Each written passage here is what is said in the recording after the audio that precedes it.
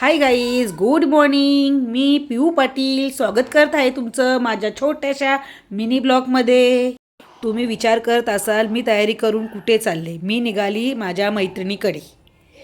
घराच्या बाहेर निघाली आणि विचार करत होती बसने जाऊ का रिक्षाने जाऊ.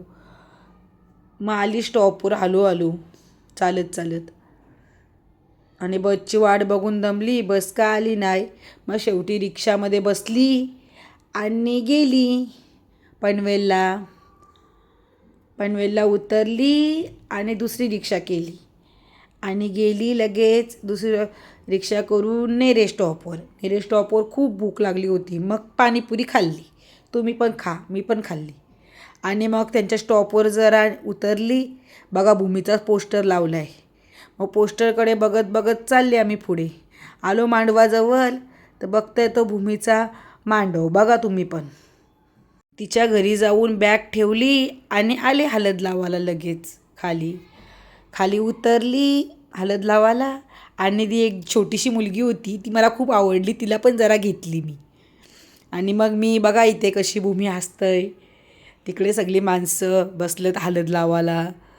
दिवसभर भूमी हसत होती. बघा काय करतात.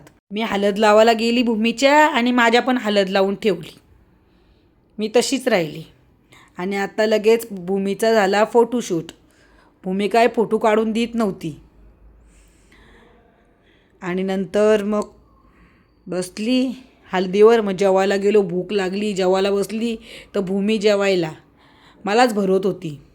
जेवण झाला आणि भूमीच्या सासरची पाहुणी उष्टी हळद घेऊन आली. ओटी भरली.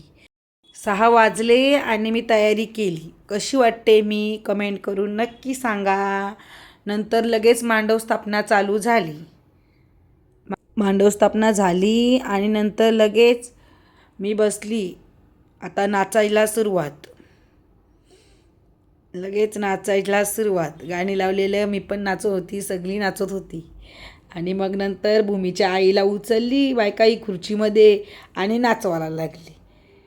भूमीची आई झाल्यानंतर लगेच भूमीला उचलली आणि भूमीला पण नाचायला लागली. बघा आमची नवरी कशी नाचते. नुसती हसते दिवसभर हसत होती.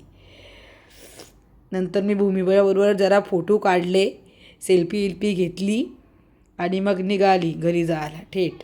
कसा वाटला माझा तुम्हाला मिनी ब्लॉग कमेंट करून नक्की सांगा. Bye bye. नेक्स्ट ब्लॉगमध्ये भेटू.